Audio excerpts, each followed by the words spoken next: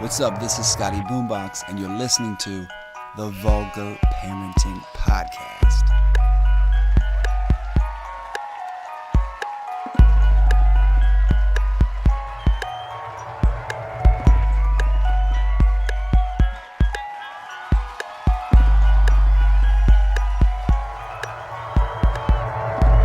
We curse, we drink, we laugh, we parent. This is the Vulgar Parenting Podcast. Thank you for listening. Subscribe now on iTunes. Give us that 5-star rating, and we will read it on air, no matter what it says. Check us out on Facebook at facebook.com/thevppodcast. Follow us on both Twitter and Instagram at Vulgar Parenting. Email us vulgarparenting@gmail.com. And of course, check out everything we do at vulgarparenting.com. This week, we have a very special episode. It's a storytime mixtape. 3 of some of our favorite characters. We've got President Miller, VR Bryant, and DJ Rhino this week tuning in for a special edition of Storytime. It's Storytime.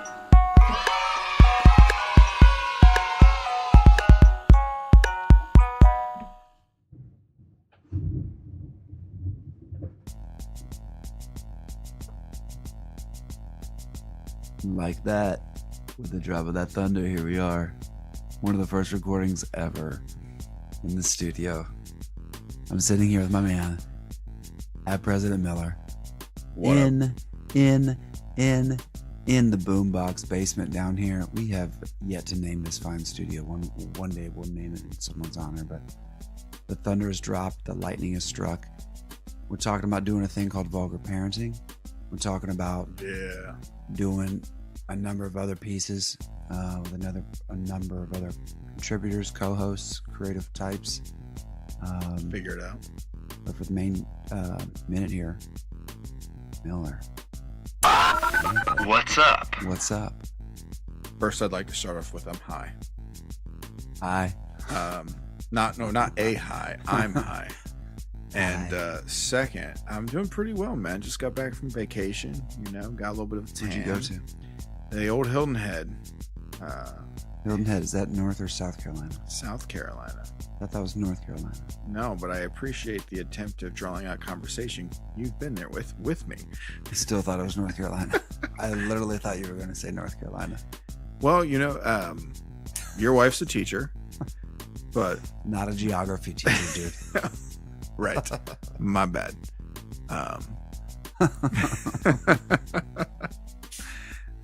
No, it was good, man. Actually, really, I just kind of sat on the beach and did some research, listened to podcasts, played with the boy. What's the best part about going to Hilton Head to you? What's your favorite part? Because you go for all these other, when we go on a family vacation, you're not just doing it for yourself. You're keeping a lot of people happy. Right. But there's always you get a couple things in, right, as a parent that you want to do yourself. Because the rest of the time, it's mostly not what the fuck you're going to be doing. So I'm not a fan of really sitting still and just sitting there reading on the beach, or I can get bored with that shit really, really easily. So right. Now that I have a son who wants me to dig holes and make mountains and build sandcastles and do all that sort of shit, that is probably my favorite part. Yeah. And then I don't know what it is. It really came out this past week. My wife and even I went with my in-laws. They even noticed it. I love driving on islands at night, and I can't explain it. What is that? Is that a Robert Frost poem, dude? What the fuck is that? That shit should be. That's the fucking name of a podcast right there. No one has that specific enjoyment things. And there's this one very specific thing I like to do. It is drive at night on islands. I don't know what it is. I turn my headlights off. I don't know what it is. I put the top down. I feel like it's a game almost. How many drunk kids am I gonna not hit? Oh, you get credit for not hitting them? Oh, you get lots of credit for not hitting them. But no, I know it doesn't. No, but so I would just leave at night and just go drive. Yeah, that's dope though. Cruising's fun. With windows down with that ocean breeze. I think that's cross cross-generational good times. Everyone loves a cruise. At some point, at some certain age, once you get the freedom of having a car and you understand what that means. That's what I don't understand about these millennials. Oh no.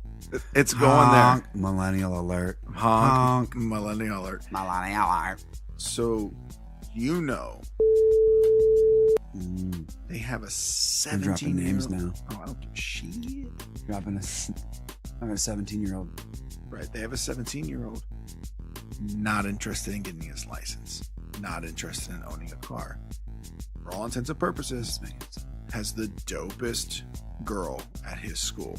She's gorgeous. She's awesome. She's funny. She's, and she's like super into him. And yet he doesn't care about like that freedom. I remember when I was 15, I was dying to get the fuck away. I needed that one more year. Just one more year. Yes. One more year. Get me out of here. Get me the fuck out of here. Ball with the ball, the bang, bisky, pop, go, baby. Interesting. Super interesting.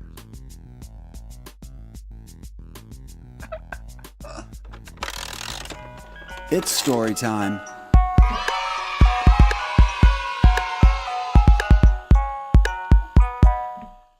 Hi, this is Scott Shelton with the Ohio Media School, and I'm talking like this because I'm sorry.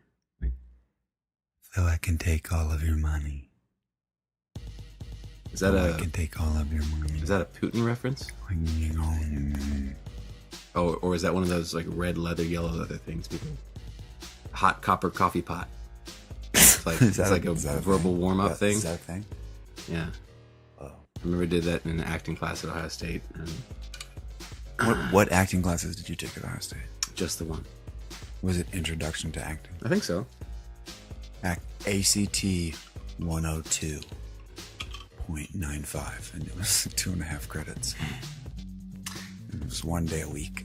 It was in the old Drake Union. Nice. Where they used to have that cafe. That cafe is where I forged friendships with friends after we got our asses beat one night. Like, we went there in and had some eggs. In football or in life? Oh, life. Oh, you actually got physically beaten up? Yeah, it was the only fight I ever got into. Wow. We were coming back from a 40-40s, which... Rest in peace. Rest in peace. Obviously not going to fucking happen. And, Side note, why do you think that is? I don't know. We had a really good meeting about it. Jeremy, his friend Chris Volpe, and Trina, and me, and everyone seemed like they were game.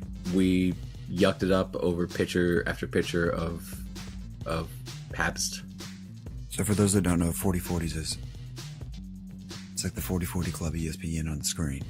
It's 40 ounces or more, but a minimum of. That was the first one. That was the first one. I wasn't there for that.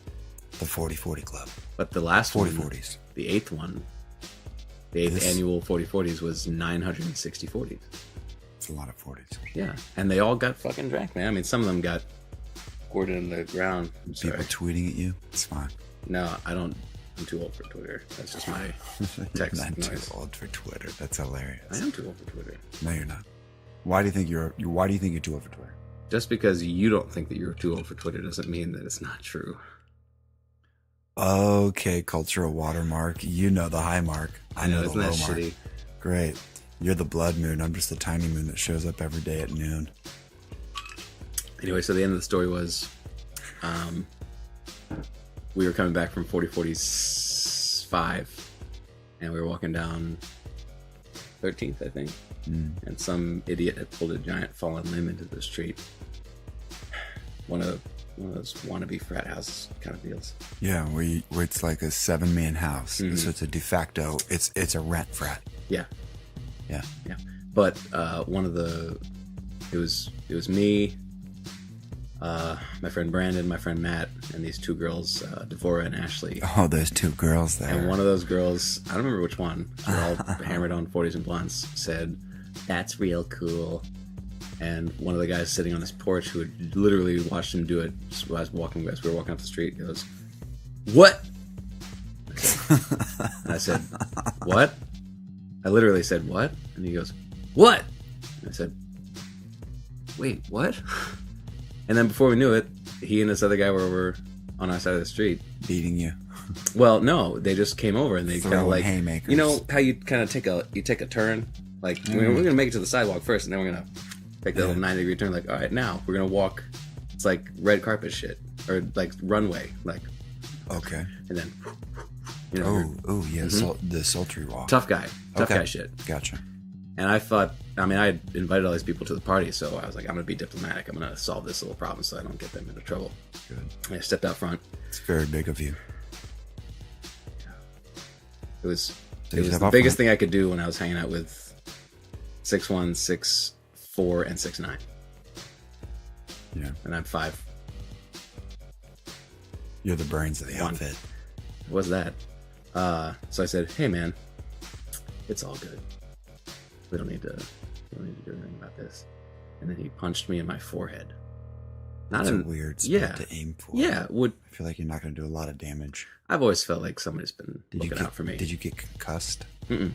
No, I stood there long enough for him to do it again and get me in the exact same spot twice. And then my friend Matt, who, So as I weird. said, is only 6'7", he picked me up like a little forklift and put me right over there. Okay. And then he just unloaded like down like a 45-degree angle down the kid's face. And I was like, Destroyed him. thanks, Dad. And he broke his hand and the kid's face in the same punch. And then it just devolved into this horrible, like, guttural Yeah. caveman shit. Primal. And I still didn't land in. I mean, I wasn't like trying to hit anybody. But the next morning, we all just licked our wounds and had eggs, and it was great. Anyway, that's the end of the story. We should have another 40-40s, though. But Well, this would be number 10, right? well, no, technically it'd be 9, but we were going to have 9 in that interim while we were waiting for 10 to be 10, and then they couldn't even get that going. Like, that'd be like, you know, $100. 40-ounce bottles again, going back to the old days. Like, we all agreed it was a fucking dynamite idea, and I just kept it. That's cash. You're muddying the waters. It was a problem for that time. I did get the last touch of that. Anyhow, so weren't we going to talk about educating the children? Well, I kind of want to know a little bit about. I want to know about what you do. You've got to have a couple good stories of dealing with parents. You've got to have a couple good stories of dealing with students. You are this hired gun who goes into affluent white American homes You nailed most of those. and readies. Don't lose your tense. Readies It's important. young men and women, a lot of young women, to perform well in a standardized fashion for the government. In this form of a standardized test, I'm being overly dramatic, but It actually has nothing to do with the government, which I know that's actually a very common misconception, Mr. Shelton. oh, do tell. Standardized tests are not a function of the government. They are in other countries. Germany, for example, administers, I wouldn't say it's a similar test, but they administer a test to all of their, rising collegiate prospects, whatever have you.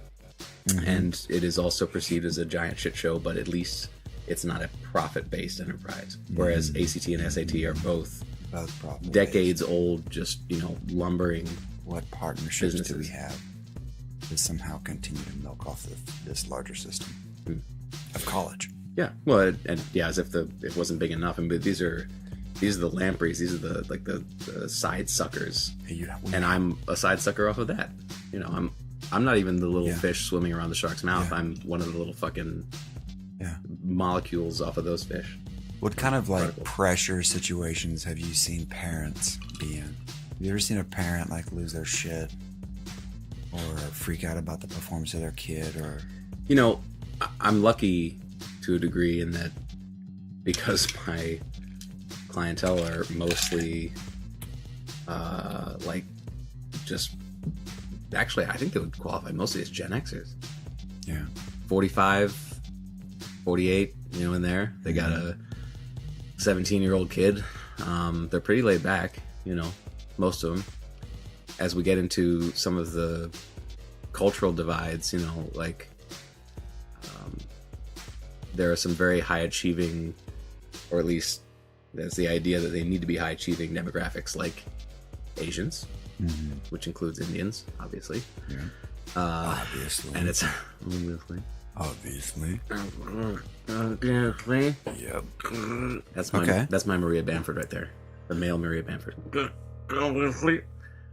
Sorry. Nailing it. You're nailing that, by the way. Obviously. Yeah, obviously. Well, because if you just keep devolving it into... That's right.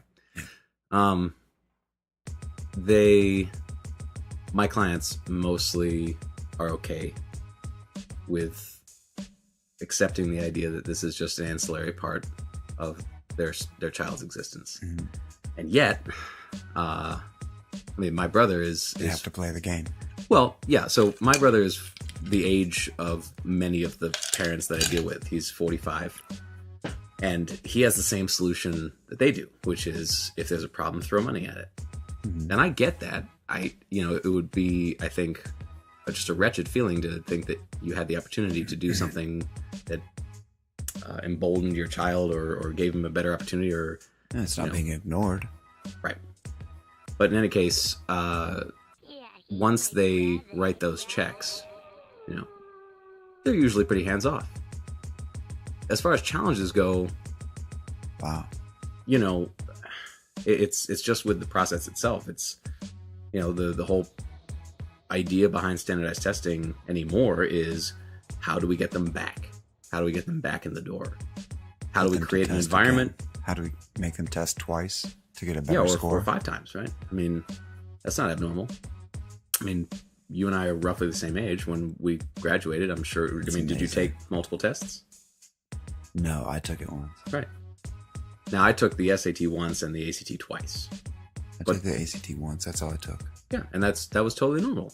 And when I talk to my students' parents, they say the exact same thing. Like, well, it used to be, you just take it, you got whatever you got. Right. Which was glorious because, frankly, these tests are not reasonable predictors of college success, collegiate success. They're not. Grade point average is an excellent predictor of college success, collegiate success. Mm-hmm. Because I think anybody who's ever been to college understands mostly that it's pretty much like high school, only not as stressful. At least that was my experience. Then again, I was a pretty terrible student at both levels, all levels really. And there is actually another thing, that is... Makes no sense whatsoever. It doesn't make any sense because you would think that the good students would be rewarded by having a test like this engineered to reward them. They would be attuned to their abilities, the things that they've been conditioned to do and to believe through a decade of traditional academic training, which is useful. What's actually really hard... I have this problem a lot, actually, because I almost always work the fact that I was a bad student into my tutorials, because I think it's an important point to make, in the sense that many of my students who have excellent grades, they attend schools that are extremely, they have... It's relatable to a wide number of your students, right? Yeah, that's why a wide number of students are at your doorstep. Super high achieving. They want to perform better. Right. They want to get a better score. They want to get into college. They want to be successful. They're afraid of not being successful. And the ones that I work with should be. I kind of wish sometimes that some of them would be like, my parents are fucking loaded, man. I don't need to do this. Although it is actually miserable. I've had those experiences. Sons and daughters of CEOs and things like that just literally couldn't begin to give less of a shit. And I respect it in a way, but it makes my job undoable. It's not going to take even the tiniest fraction of your parents' money if you're clearly not invested. But anyway, we're off topic. So it's fine. Challenges, stories of, the difficulties of doing this. I suppose that, again, there are some parents who are very results driven, and it's a difficult. I'm results driven, but I also know how many variables there are in the process, and that's why when I went out on my own and started doing this independently, I was able to justify, the reality of what you can affect. Nobody you can see the difference of your work. I certainly can, but what I meant was, I typically, like, when I left the company that I used to work for, I know it's gauche to talk about money. No, please do. But that's really the only. And who did you used to work for? Spill it. A little. I don't want to. I'm just gonna come up with a random name. Let's say Delta Airlines. Random. Get the fuck out of here. I worked for a company called the Princeton Review, which officially has no affiliation with Princeton University. I just need to make that clear for contractual reasons. No, they shouldn't. If memory serves, they were founded. The company was founded by a guy whose last name was Kaplan, but I could be totally wrong about that. Either way, you probably are. It doesn't matter. It doesn't matter. Look, when I left that company, it was standard operating procedure for me to walk into someone's home, having never spoken to them, and for their credit card to have already been run for something in the neighborhood of $4,500 to $6,000, I don't understand what business that is. It's a successful one. Sounds very lucrative. Test preparation is moderately legal. It's somewhere between. It tested well. It's somewhere between nursing and tow truck driving. Oh man. Yeah. Please not. You're breaking my heart. Oh, nursing. Yeah, no, nursing. I meant nursing is a very good thing. And so is truck driving. I was casting a wide. Truck drivers are fucking criminals, and you know it. You're not doing it. It's a job you ain't doing. I would never do it. You can't drive truck. Did I say truck drivers or tow truck drivers? I said tow truck drivers, not not truck truck drivers. That's sir. That's much more specific. Yeah. No. Truck drivers, fine. That's fine. I mean, I don't think you'd do that. Although, honestly, sometimes you wouldn't do that either. Sometimes I'll be driving down the road. Like, this is important.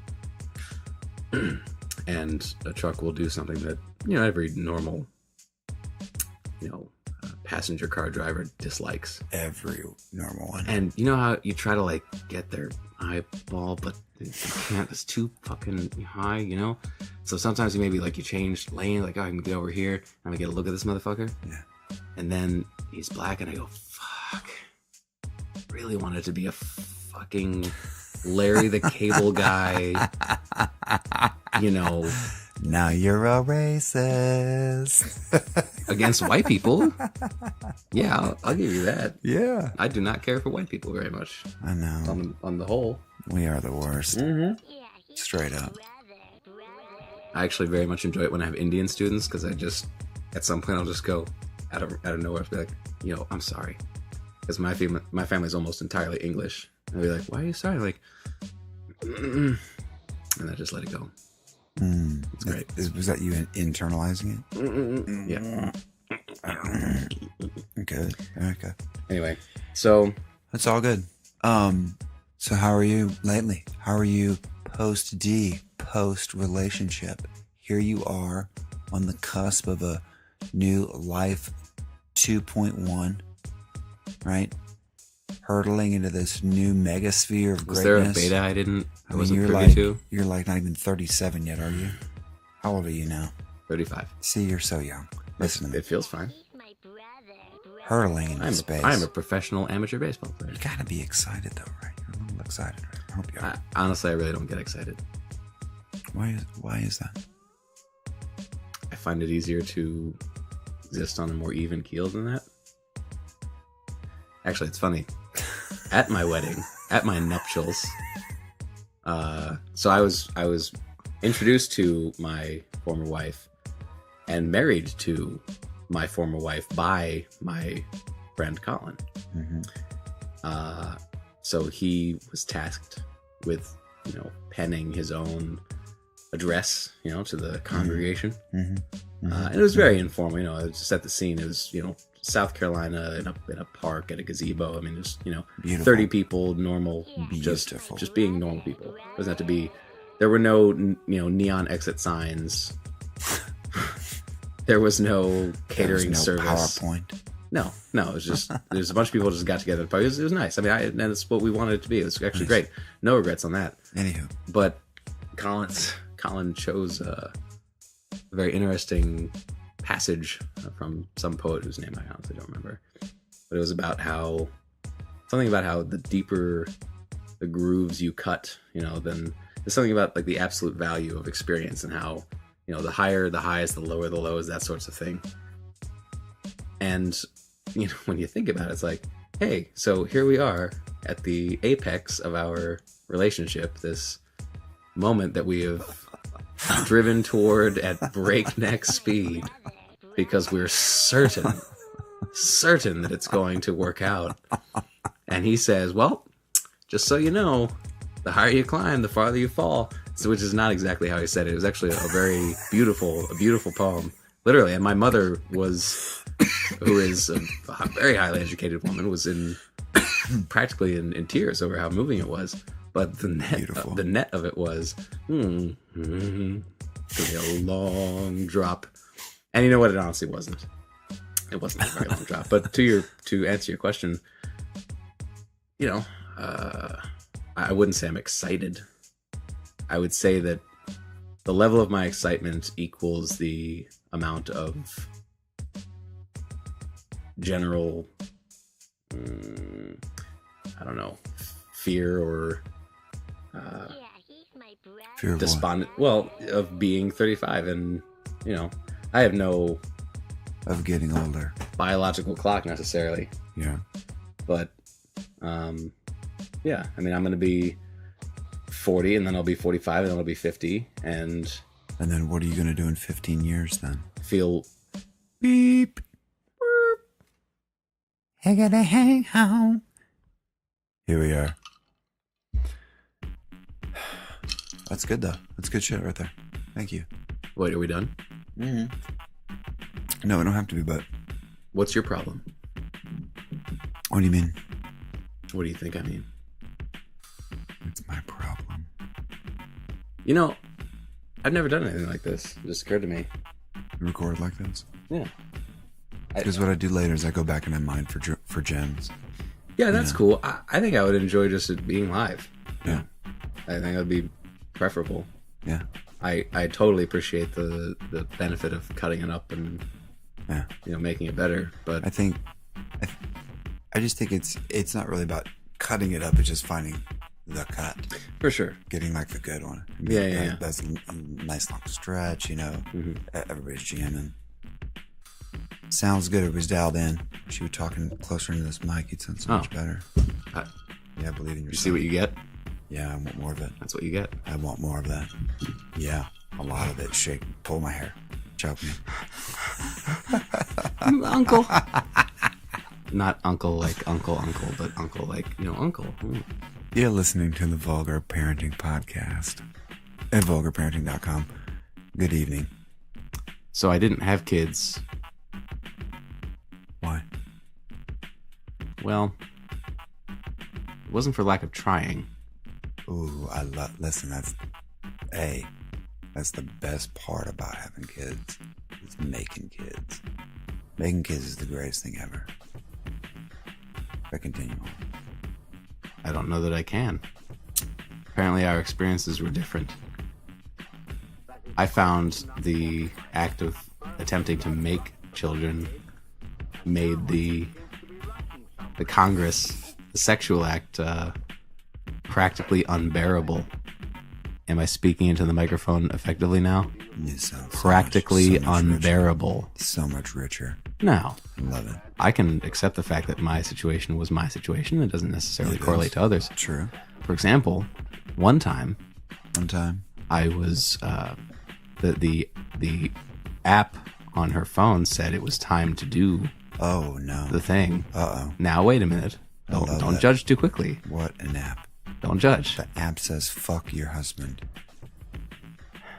And I was told to download it as well. So the app also said, fuck your wife. Shockingly, you instantly The app would downloaded also say things like, ask your wife how she feels. I'm like, you listen, motherfucker. What is an app that I tells got you to ask married. your wife I'm how not it that feels? fucking hapless. Anyway, It's amazing. what was that app called? Juice? What was it called? Nest? No, Nest. Loop. It was one of those 4-letter words. Anyway, so vasectomy? No, that wasn't it. So we align our bodies appropriately. Oh, God. You know, if you can imagine my form hovering over I'm another trying form, not to imagine that. as the great Patton Oswalt once said, like a one pile of dirty laundry on top of another pile of dirty laundry is not mine. It's good, though. And my wife, my former wife, had a particularly prominent posterior. My former wife. I don't like the X thing. My former. You call Wife. an ex, you call a girl that you dated an ex. You don't call your former wife an ex. You're, I don't like that. when you call her your former wife, you sound like you're writing a descriptory paragraph for People magazine. Like, no one talks like that. And I'm like, well, my former wife and I, we were split for 7 years before the estate was blah, blah, blah, blah. No, bullshit. I call bullshit. I don't think of it that way. We're also still very good friends. My former wife. That's good, though. Had a particularly prominent That's good, posterior. though. And very rare. Yeah, Very yeah. rare. It's not that that I'm not still capable of pissing her off, because I am, but Well, of course, you're her ex-husband. that I'm okay with. Former Anyhow, husband. particularly prominent posterior. Ridiculous. And she was laying on her stomach, Yeah. and I was laying on her other side, her not stomach, on my stomach. Can you see this? Mm-hmm. Can you picture it? I'm trying to. And I was, A little lost, though. trying to part the Red Sea there. Oh, And I was having a wonderful time. don't hold back. So much so, in fact, that I Oh, God. deposited my earthly worth, charms. my earthly worth, into what I was certain was the place where that's supposed to go. And I finished, and then Did you get nervous? she lay there Crying. motionless for several moments, and then began to weep. And I said, "What's wrong?" And she Not said, gently. You weren't in. You just came in my ass crack. You just came in the crack of my ass." And I immediately started laughing because I knew it was hilarious, and that they just keep making more. It's like you spill your drink, you go, "Fuck." Well, they keep making more of those. You just go get another one. It's fine. But no, didn't do the kid thing. Tried, didn't work. I got tested, made sure everything was copacetic. Was, at least from what they told me. I definitely jerked off in a Starbucks bathroom for that. That was nice. I wanted it to be like real fresh. How risky. I do that a lot, actually. So it's not so risky. Mostly Whole Foods, though, not Starbucks. Something really wholesome about. Anyway, sorry. So it's good. It's good because if we had, and then we had, continued to, because we weren't together for that long. We were married for 3 years and together for like 4.5. So we were actually married for longer than we were just getting to know each other, really. But this way, it was just easy to divest and just be friends. We do share a dog. You still share a dog. I'm there usually once, twice a week. Walk the dog. For sure. Wow. That's got to be tough. No, it's actually pretty easy. But all You that have said, halvesies on a dog? Kind of weird. well, I would say it's more like two-thirdsies, because the dog lives with her, not with me. I just show up every once in a while and say, hey, A third of the time you Daddy's home. It's so weird.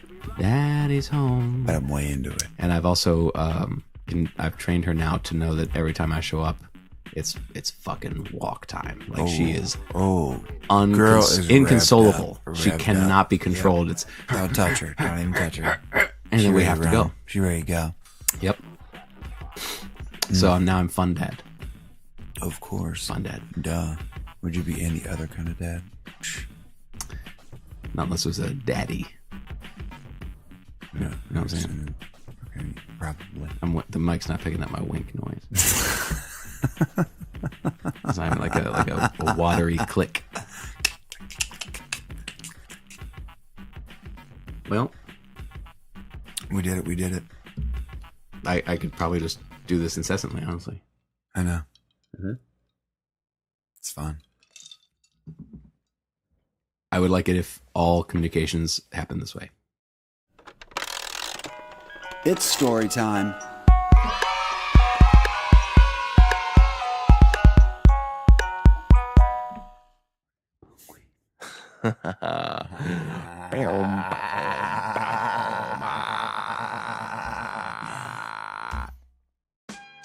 One, two, can you hear me? I can hear you. Can you hear me? I can hear you. Ladies and gentlemen, welcome to the Vulgar Parenting Podcast at vulgarparenting.com. As we said here, we'd like to give a shout out to our sponsors, Pabst Blue Ribbon, established in Milwaukee, 1844. 355 milliliters of pure beer deliciousness, weighing in at 12 fluid ounces. Pabst Blue Ribbon beer, the Blue Ribbon beer.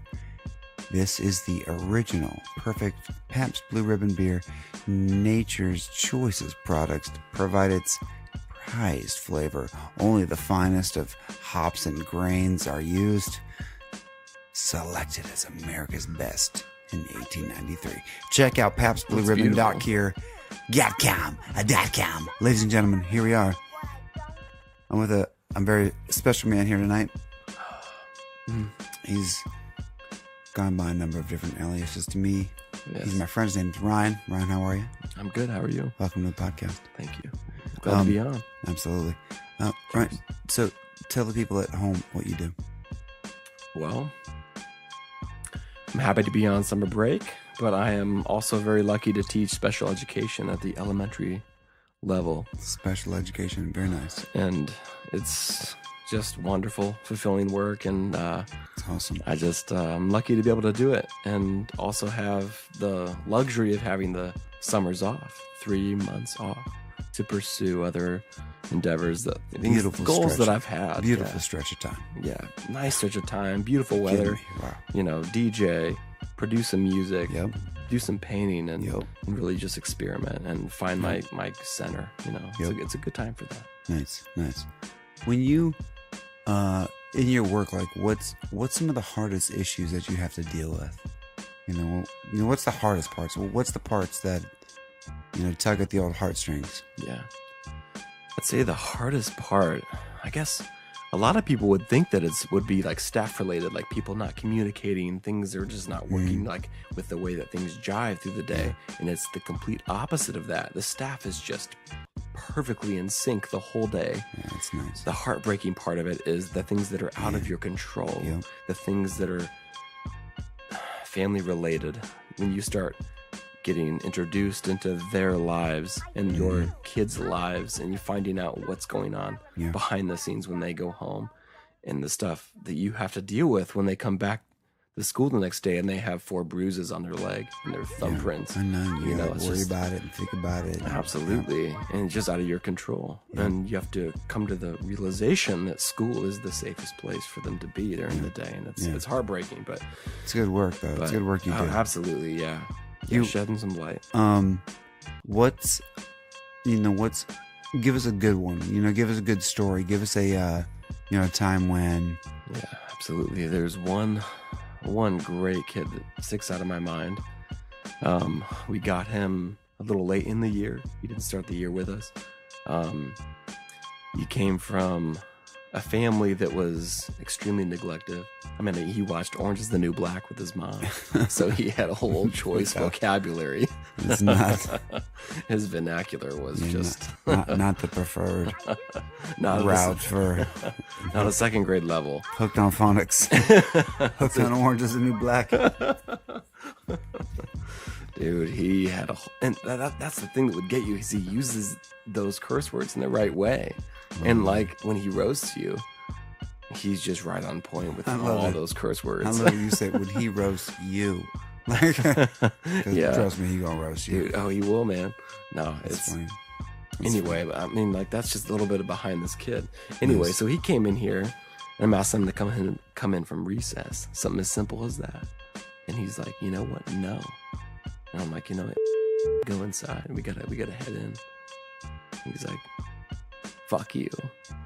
I'm like, excuse me? And I walk up to him closer. I gotta stay calm because part of me kind of wants to laugh, but like I'm just like, nope, not the time.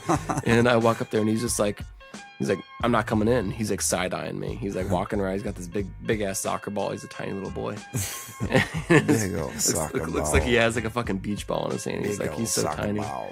And then he turns around to me. He's like, you're a bitch.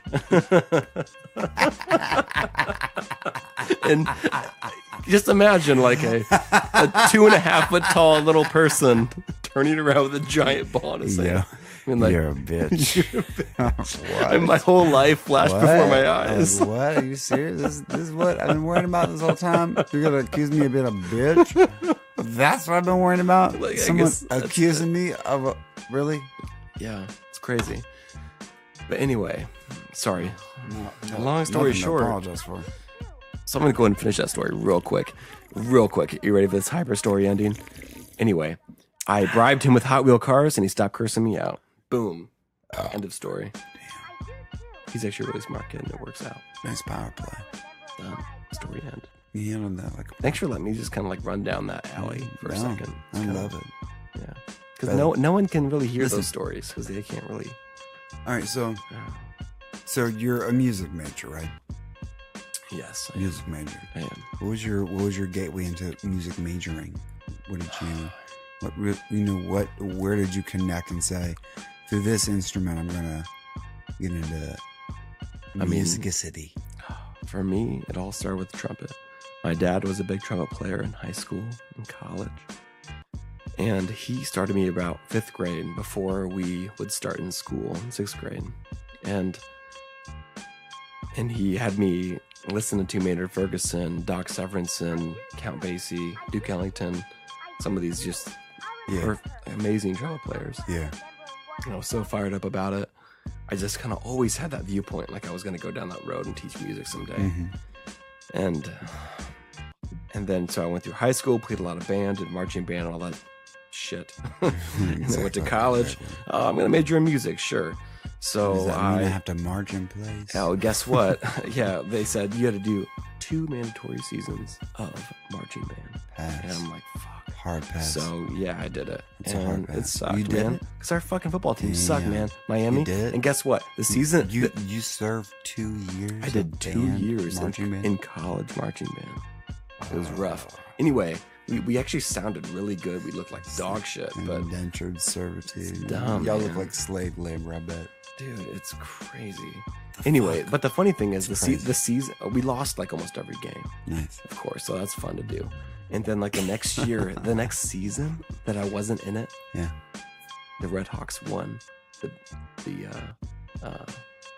championship, the conference. They they're in. fucking did it. That was it. The next year, boom. Yeah, they So won the you- whole that was it. championship. They went from Boom. like 1 in like however many You games. fucking kidding me? Yeah, and they just won the MAC 10. That's what it was. Mac 10, well, hot Yeah, diggity that- dog. Crazy. Stupid. Anyway, It's not stupid. But anyway, tell me your best DJ moment. Scotty Boombox. my best DJ moment.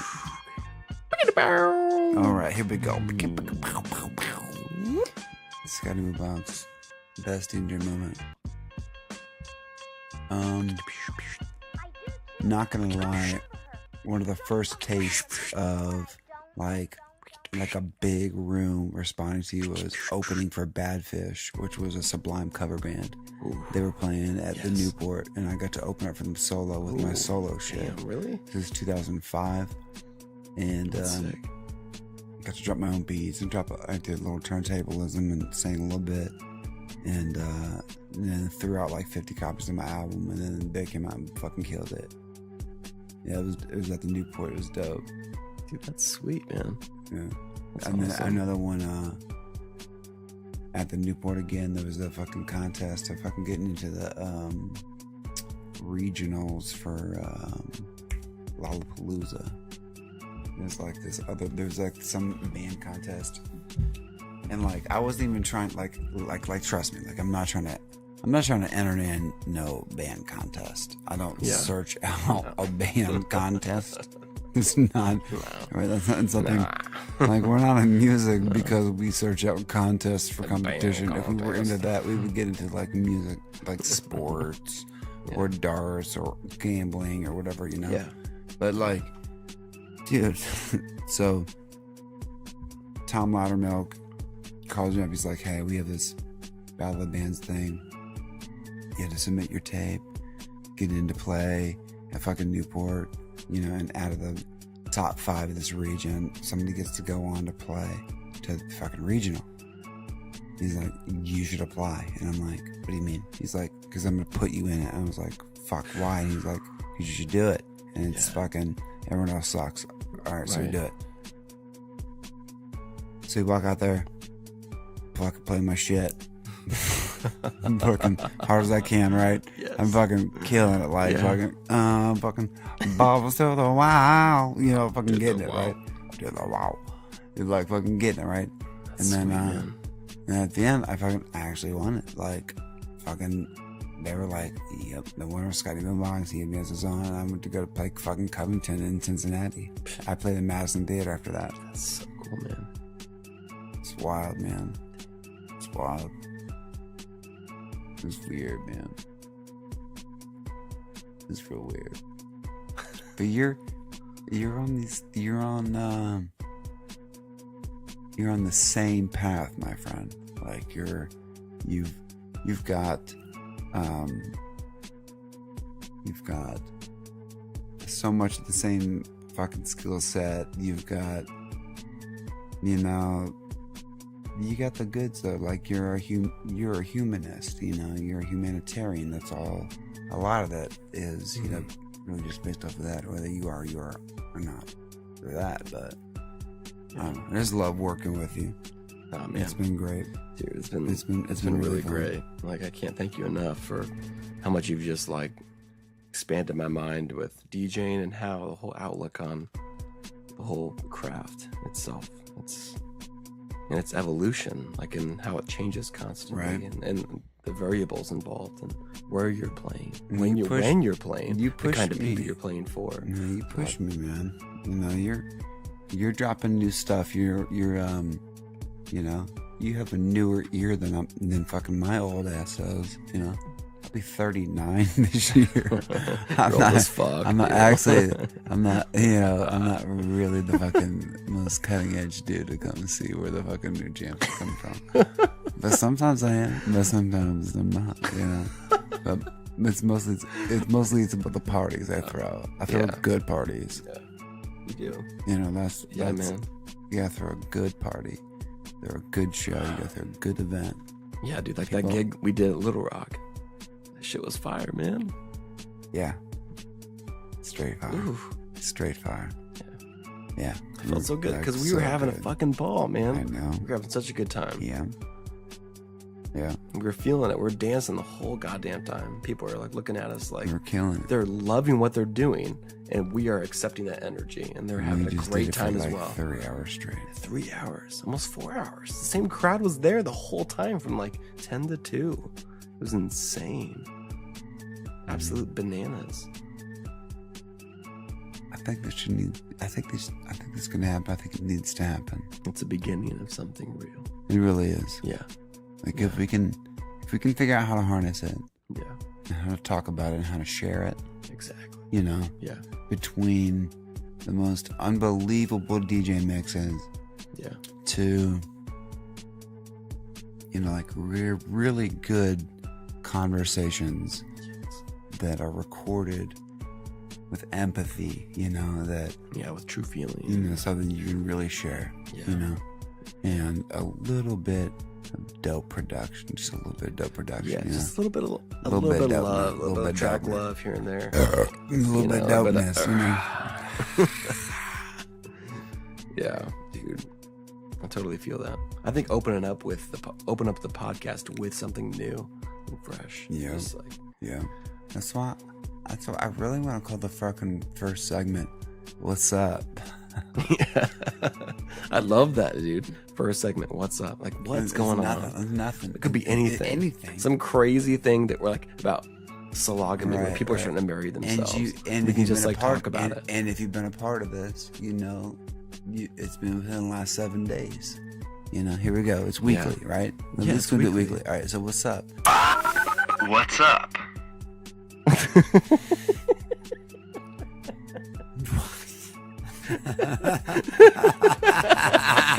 Did I lose you? Sorry, man. Whoa. That's gonna be the best part. That's gonna be the best part of the podcast. The best part. When Easily. you fall asleep on the podcast. It's story time.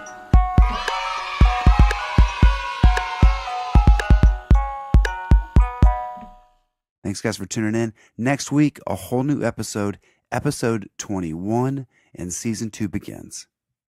We'll talk to you soon. So, Lena, how's it going? I know. Can you talk into the mic for me? So, how's it? So, how was your day today? 2. 2? Yeah. You know what I didn't ask you? No. I didn't ask you how old you are. Yeah. Yeah. Can you talk on the mic? 2. How old are you, Lena? 2. Do you have a birthday coming up? Yeah. Okay. And how old will you be? 2. No, you're 2 now. How old will you be next? I know. What goes 1, 2, 3. That's right. You'll be 3. Yeah. Are you pretty excited about your birthday? Yeah.